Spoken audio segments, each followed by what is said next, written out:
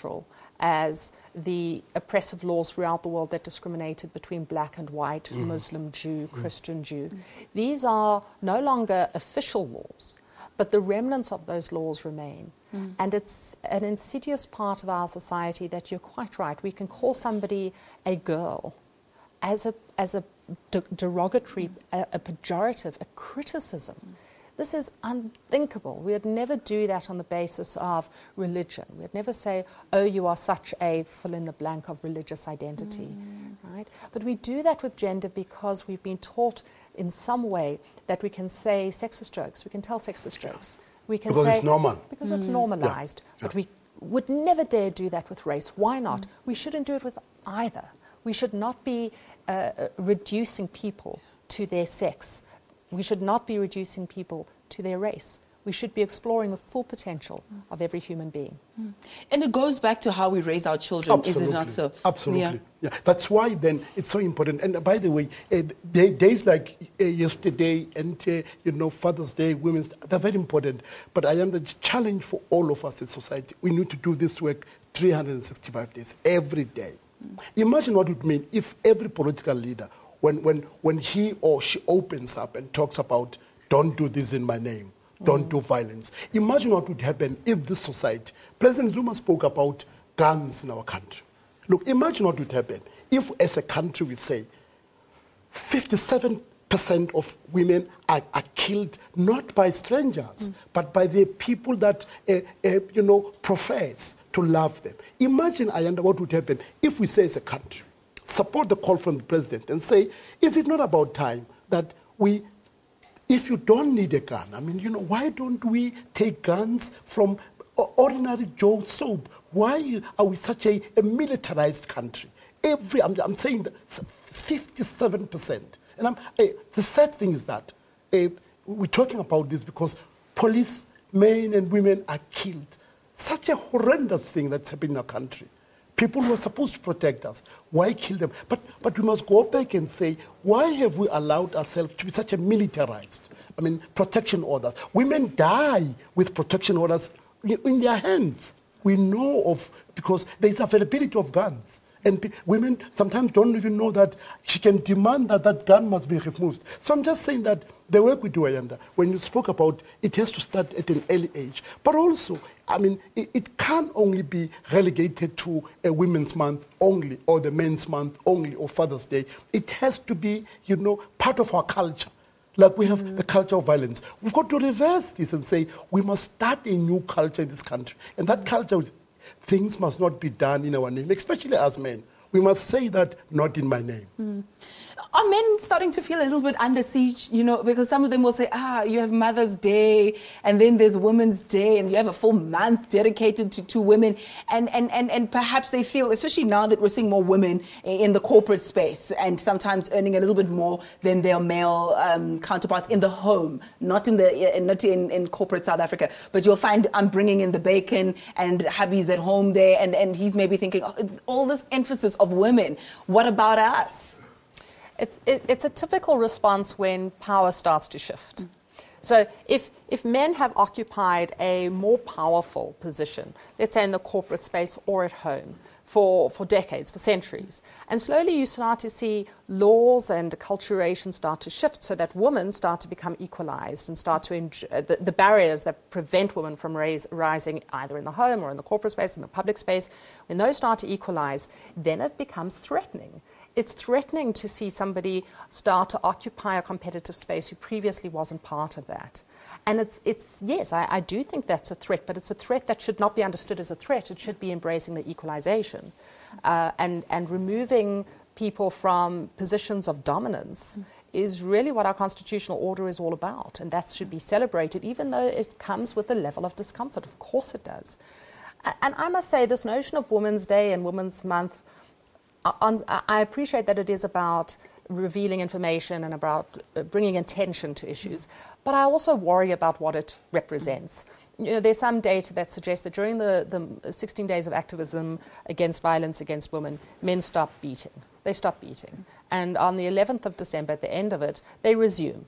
And I don't know if this data is correct or not, but its representation worries me because it does suggest that there's some kind of moment where we must all down tools, have a public holiday. What about, as Helen Moffat has written recently, what about the closure of Rape Crisis Centre during Women's Month? How unacceptable is that? Organisations, Lawyers Against Abuse, Rape Crisis, Power, Sonke Gender Justice, are all seeking funding from offshore. Why is our government not producing that funding rather than raising memorials, which is what Helen Moffat But also wrote? private sector. And also the public holiday, where numerous domestic workers are not being paid today. What does that speak to about what women need? But also I was going to say that let's not let the private sector off the hook. I mean, you know, because there is something in it if private sector invests in programs of domestic violence. But you see, the narrative is that private sector is bottom line, it's profit. I think it's very important that in this country we see, and by the way, who's still in charge? White male in this country. It's important for us to ask the uncomfortable question.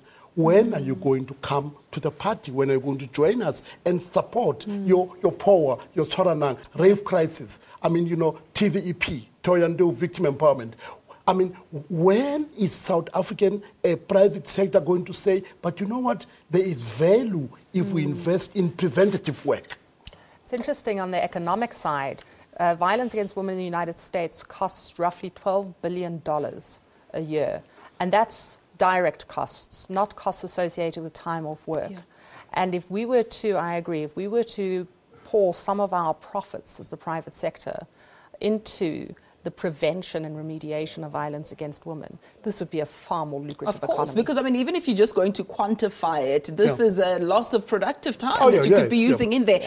But you touched on something that's very important, I think, when it comes to secondary victimization at the hands of our police officers and you know, who are perhaps not taught how to handle a rape situation when someone is coming in and they're traumatized, and you're going to go and ask questions of what were you doing there at night? No, this is your boyfriend, so it's not really rape. Or this is your husband. We've heard those comments from Donald Trump. But, you know, you can't really rape your wife, you know, is one school of thought as well. So this just goes to show that it's far and wide. But I want to hone in on religion and culture as a form of oppression against women. Serious. It's a thin line when it comes there, because one has a right to exercise their religious and cultural practices and beliefs. But when things like ukuthalwa are being practiced, when women are, you know, infringed upon through religion, how do you navigate that space? You know, the religious or cultural imperatives are often distorted to allow for an abuse of one group by another. We saw that with the Dutch Reformed Church during apartheid. Those religious principles were used to justify discrimination by white people against black people. And similarly, we see that with many cultural and religious traditions that almost put on a pedestal a type of discrimination against women. And I think that for as long as we talk about cultural relativism as being a form of a justifiable form of discrimination, then we have to ask ourselves why it is to hate a black man might be a prejudice, but to hate a woman is a culture.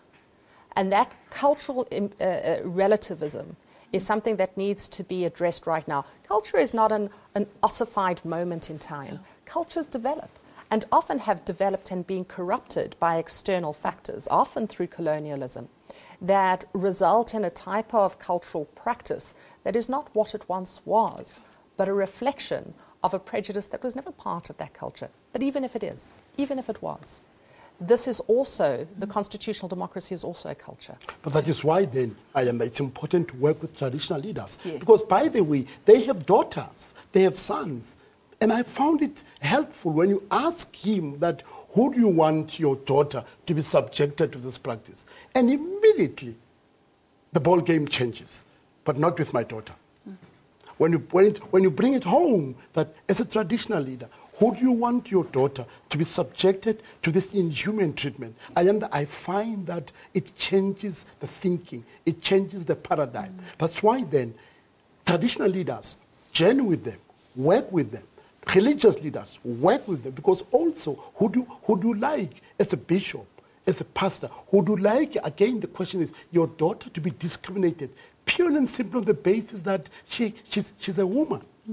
Who do you? And they also, but you know, my daughter has got the same capabilities as my son. But then why do you deny her the right, same right? So I'm just saying that you have an opportunity when you work with them, constructively. Once it may, sometimes your relationship may break down, but condemning, vilifying them may work, short term. But long term, you need to journey with them, so that they realize that there's something in it for them as well, as traditional leaders, as religious leaders. We'll have to leave that there, at least for now, and take a quick ad break. As you're saying that, I'm reminded of that song during the struggle, Senzeni now. What have we done? Our only fault is that we're black, something over which you have zero control. And also, as women, our only fault sometimes is that we are women. Because of the gender, something we also have no control over, we're discriminated against. But it gives me great hope, actually, to see that these conversations are taking place. And we'll have to refocus at how we celebrate things like Women's Day, and perhaps a call to action